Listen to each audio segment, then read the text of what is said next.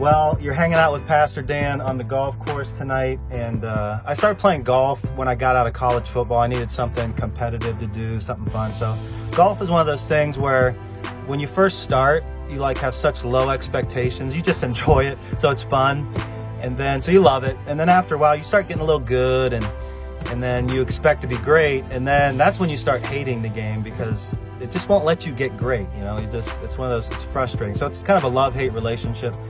But very first round of the year tonight, and practice round for the church league. There's some rules in place to help with this whole situation we're in. But so here's the deal. I've made a vow. I'm gonna videotape my first swing. I've not swung a club all year, so I made a vow. We're gonna videotape this first swing. We're gonna see how it goes, and then I'll talk to you again after this round is over and share a little bit more. All right.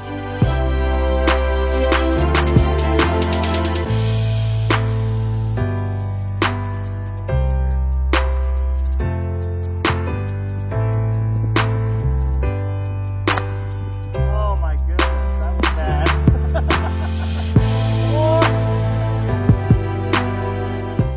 Well, we just finished up the round, and I got to say that first drive I hit did not go straight down the fairway. It actually went way left to the other fairway.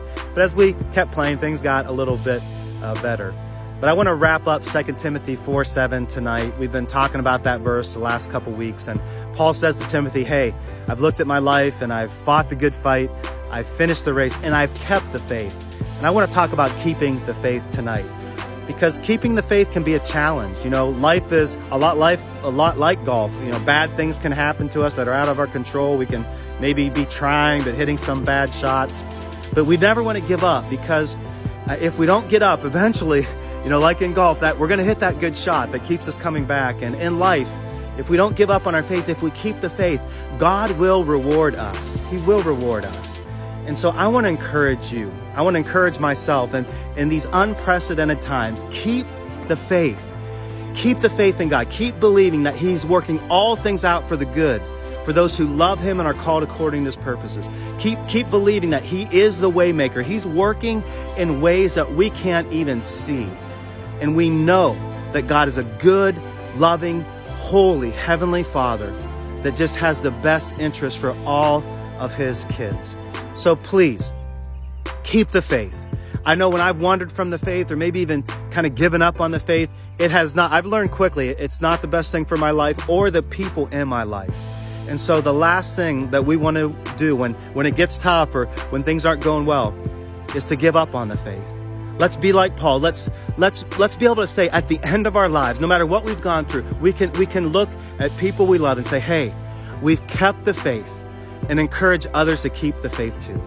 Well, thanks again for joining me on the golf course. I hope you've enjoyed, you know, being outside with me today on the course and joining me in a game that I do love.